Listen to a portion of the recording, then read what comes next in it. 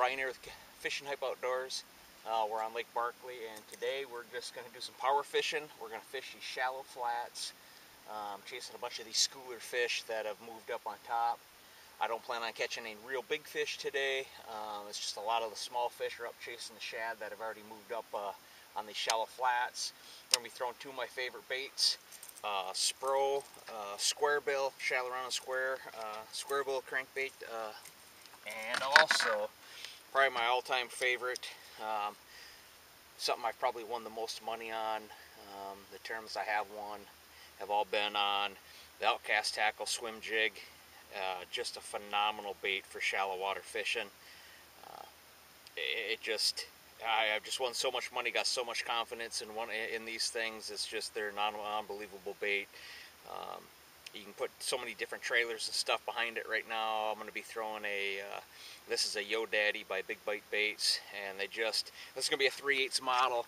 They make them in quarters and 3/4 and everything else, but a 3/8 just always seems to be my best. I can get a longer cast on it.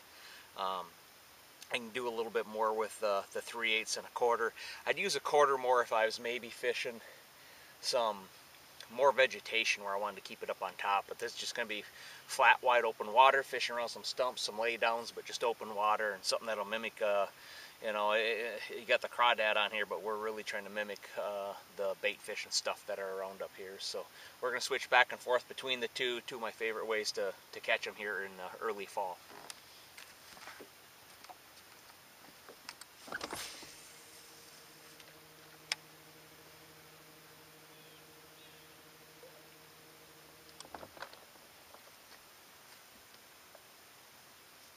Nothing real fancy about doing this, just out chucking and winding and covering water.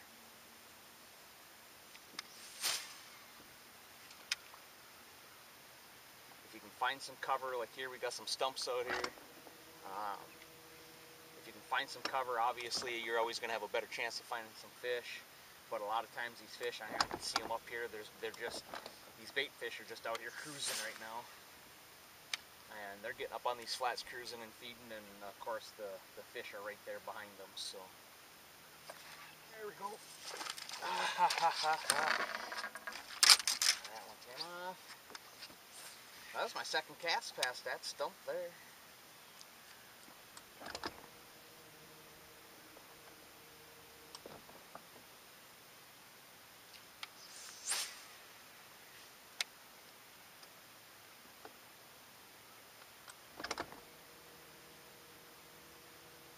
With both the swim jig and the crankbait, I mean, you can just throw it out and just steadily reel it back. We're only in about 1.5 feet, maybe 2 feet of water. You throw it out and just do a steady retrieve back. You can also, something else I like to do as I'm reeling it, a lot of guys will.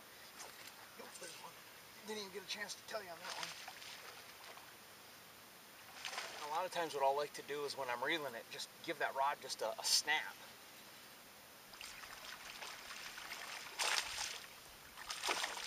Well, dude, that's about probably the size of the fish we're going to catch today. Like I said, nothing real huge. You might get into some 3-pound fish, but dang it, I'll tell you what, just to come out and have some fun in the fall, I should say late summer, early fall, water's just finally kind of cooling off, and these fish are just, we got 79-degree water. We're probably about 7-8 degrees cooler than what we were about a week ago, and that's really going to get the fish moving more. But no, what I'll be doing is I'll be reeling. I just like to give that rod just a little snap, and what it'll do to that.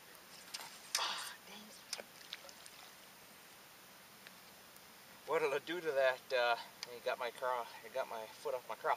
What that'll do is take that craw, and it flares the skirt on the jig for one thing. When that jig's coming through the water, the skirting's going to be pulled back on it, and when you snap it, it'll pull it forward and kill it for a second, and that skirt will flare and then come back together. And there's just something about that. Those legs are turning, and all of a sudden you pull it forward real quick, and they turn a little bit more, and when you kill it, that first snap, it kills for a second, and those legs, no matter what you're using as a trailer, whether it be a craw or a twin-tail grub or something, they just kind of they don't do anything for a minute. They just kind of pause and then get going again, and those fish can't stand it, and they'll eat it every single time. Let's see. I'll move that crankbait over for a minute.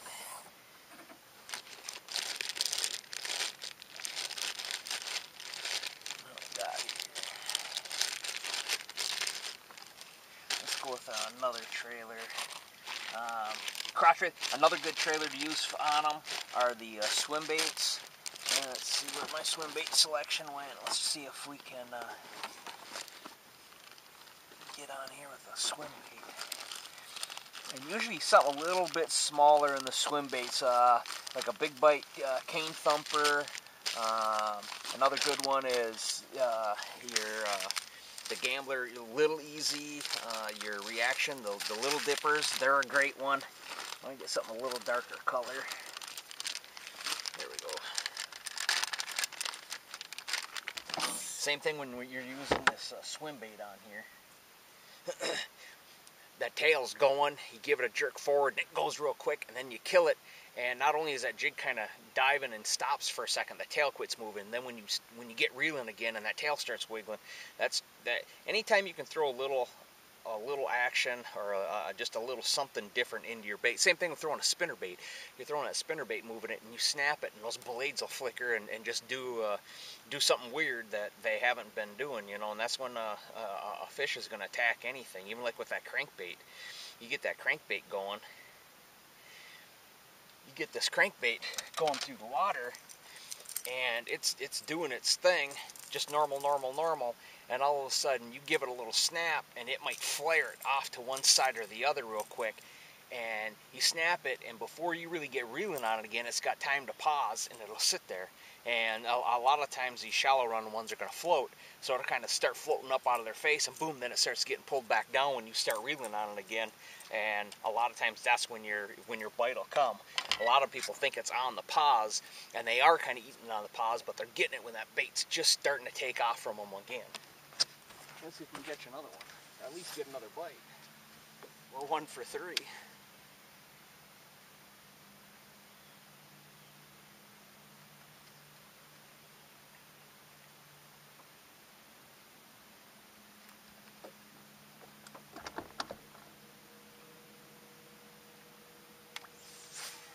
Mess around with different trailers on your swim jigs too, because some days that we might find out they don't really want just that swim bait looking trailer. They might want something, a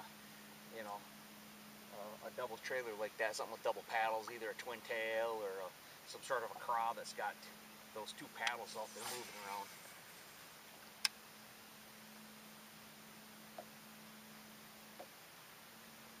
I'm going with a little darker color today. The sun is out. I've got kind of that perch colored swim jig, and I've got a gold colored bottom on this swim bait with a kind of a blue top, but it's overall it's kind of an in-between color. It's not a white, real bright looking color, and it's not a dark color. We've kind of got this muddier water, but with it sunny outside, I'm trying to cover both bases on having something little in between.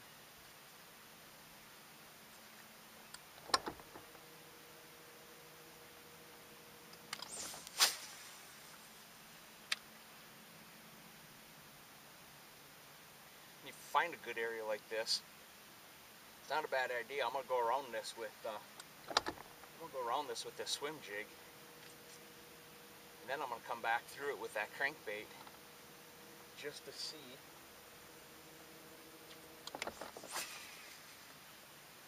if maybe they want just something different. Maybe they'll bite, maybe they'll bite that crankbait better than they will a swim jig. Something else. That's the fun part of fishing, is just figuring out what these fish want to eat, what they're going to react to. Absolute beautiful day out here.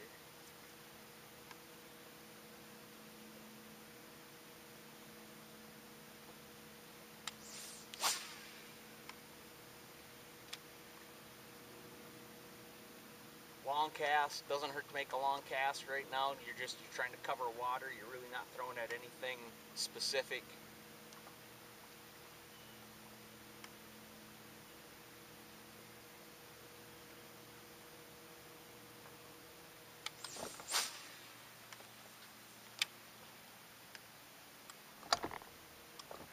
balls of bait fish down here, just big balls of shad kind of fluttering down through here. That's something else with the polarized glasses. This water is kind of dark, off color. It's kind of got a brown color to it, but man, these big schools of shad just stick out. They're black. They look like a big stump down through there. If you can get through those, and when you get in the middle of them, give that rod a little snap bend too, and it'll blow that ball of shad apart. They'll spook, and a lot of times that'll trigger a fish just to get excited, and all of a sudden he sees your bait still kind of in that area because the shad have blown out, and they'll come and eat it also. When I'm throwing a swim jig like this in open water, I will throw it on. I'll throw it on fluorocarbon line. On here I've got the Sunline Reaction 16-pound reaction fluorocarbon on here. I like to have a 7-foot to 7'3" rod, medium heavy. This one here happens to be, this one here is a Powell Endurance 714. This one here is actually heavy, but with an extra fast tip. And that extra fast tip really helps me load it, and I can cast this thing a mile. And I definitely got the backbone to set the hook in them on a long cast.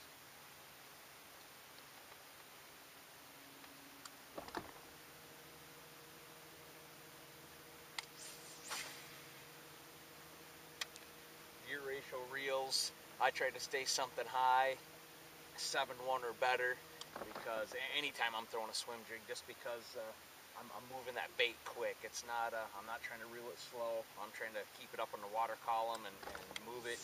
If I'm fishing around cover and I get it past that cover, I want to hurry up, reel it in, and make my next cast. If I'm just covering water like this, you can cover a lot more water reeling a bait fast, and you really can't overpower a swim jig. You may have to watch it, like when I go to my square bills and stuff, that'll be a whole different setup. Switch over to that right now, and we'll make another loop through here quick and keep working on.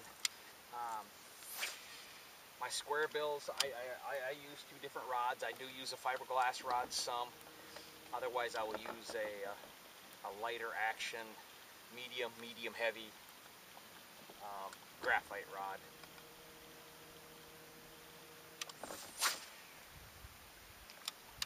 Something that's got a moderate or a fast tip on it. I don't want an extra fast tip.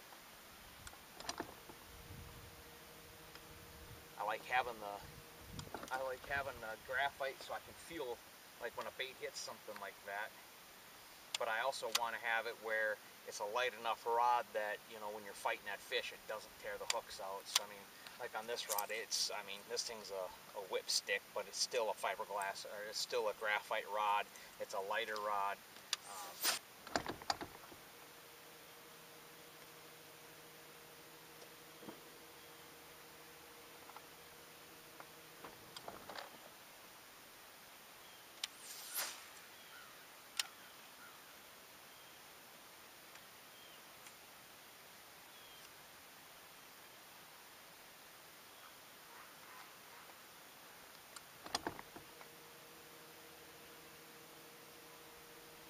As far as line, when I'm throwing a square bill like this, I definitely try to use a mono or copolymer rather than the fluorocarbon, for the simple fact I'm fishing shallow already, and I want it just like that. If I get hung up on a stump or something, and I can give it a flick and get that bait to come off, the mono or her copolymer is going to allow that bait to float back up, and I'm not trying to get the crankbait deep. I'm not looking for the depth. And it'll also help me with a little bit of stretch when that fish does bite. I will have a little give there too for hopefully not pulling the bait away from them too fast. Reel, I don't like a slow reel. I would generally throw something in that 6'4", you know, your 6'3" to 6'5" range. I don't want a 7-1. I believe I can work the bait better and more consistent with a medium action.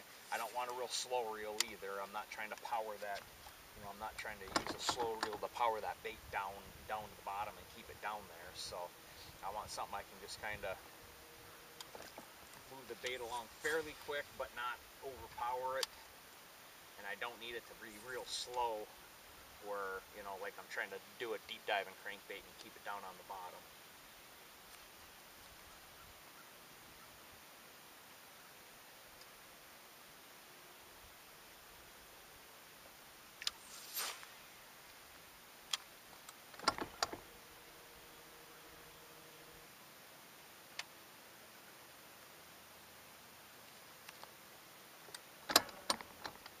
Another thing to keep an eye on this time of year too is the birds.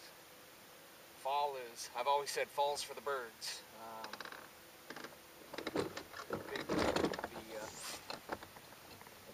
Watching what those birds are doing.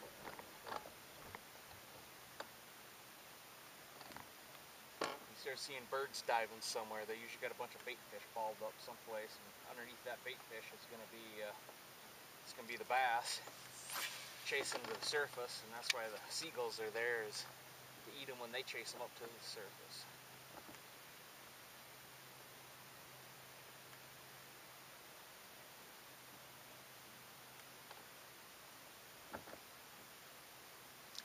Kind of nice out here. Take this jacket off.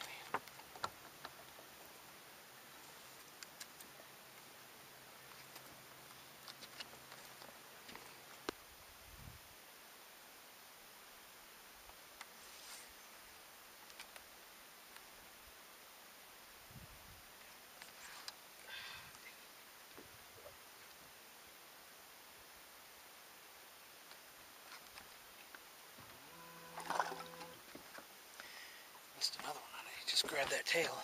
Got another one right here. Oh, we even got the skirt on.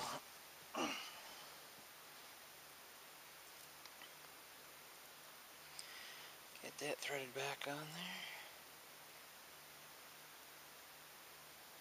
Get that swim bait threaded back on there and get out there. Try to make sure everything's in a nice straight line on those swim jigs with that swim bait on there, so it doesn't, you get it turned, that swim bait turned to one side or the other, it's going to cause your jig to roll to one side or the other. You want that jig coming through the water as straight as possible. Make it look as lifelike as possible.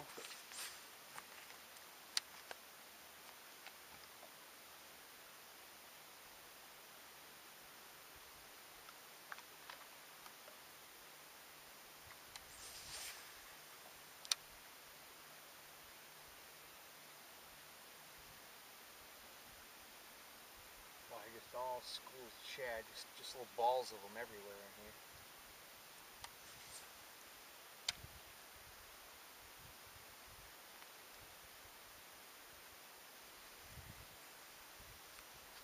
The bump in it, I think that sun might be getting a little high. And the last few bites I've had, they've bumped it hard, but nobody's taken. I just wonder if, we're not quite into that fall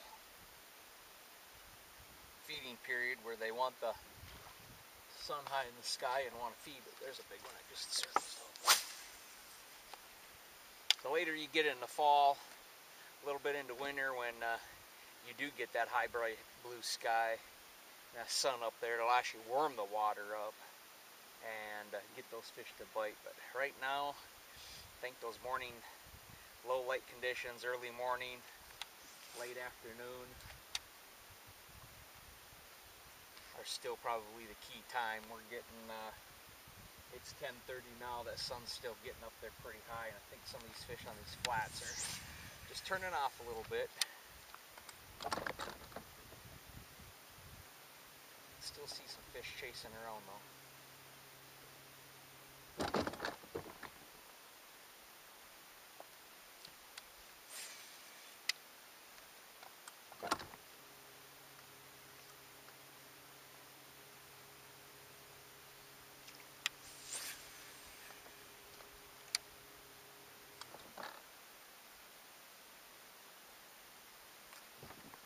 A lot of times what you can do too, when these fish do slow down from power fishing, is come back through here with a Texas rig or a shaky head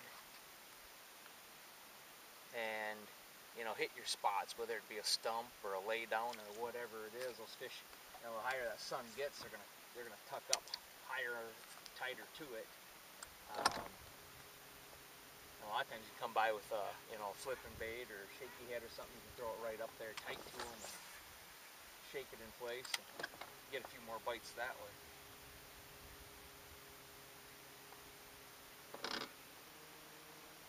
I think this the sun being out as high as it is kind of got them pushed off these flats now. Got them up either a little tighter to the cover, or it's pushed them off into a little bit deeper water. Definitely so far been either an early morning or a late evening, low light deal.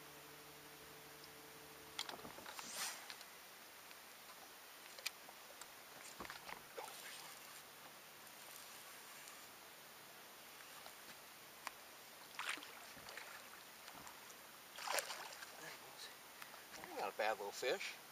There's another. That's the kind of fish you're going to expect up here. Like I said, no giants. Later in the fall when the topwater bite gets going on, some of the bigger fish will move up. But right now, just out fun fishing. Just a nice solid fun fish.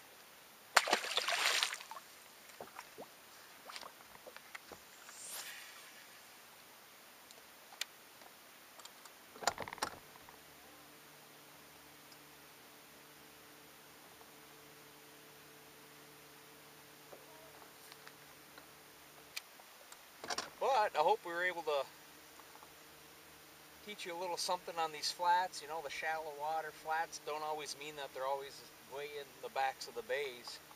Some of these main lake flats this time of year, especially on these lakes that have winter drawdowns, and even if they don't have a winter drawdown, these shallow main lake flats will hold fish, especially if you got some extra cover around it, whether it be stumps or lay downs or little rock piles on them. The bait fish are going to get up there and use them, and the fish can follow right behind them. Definitely always worth a check when you're out on the water. You don't always have to run to the backs of the bays where everybody else is trying to catch them back there when they go up shallow. This late summer, early fall, and all the way through the fall period. More and more as the water cools down, more fish are going to go shallow, and it seems like everybody thinks back the pockets. It's not always the case. Get out here and check these main lake areas. They can hold fish just as good as, and sometimes actually bigger fish. Right now the big fish aren't up here. The water cools off a little bit more, and this is actually a good area to check for topwater fish, and you're not going to get a lot of bites. And hopefully I'm going to do a video of that here. We'll probably have to give it a 3-4 weeks, let this water really cool down and get where it needs to be. But hopefully I can shoot a video doing that too, where we get out here and check these flats with the big topwater baits. But right now, get out there and check them out. Get yourself a square bill crankbait, swim jig. You can throw a spinner bait up here and cover a bunch of water. Even a rattle trap. There's some guys that get up here and cover a lot of water with the rattle traps too. But check them out. It's definitely worth your time to give them a look to see what's going on. It doesn't matter what lakes you're on. These fish this time of year are going to get up shallow, so it's worth a shot. Hope you learned something today. This is Brian with Fishing Hype Outdoors. And if you like this video, guys, please hit the like button, hit the subscribe button. Check out the rest of the YouTube channel for other tips and other shows and how-to stuff. So hopefully catch you guys on the water. Tight lines. We'll see you again.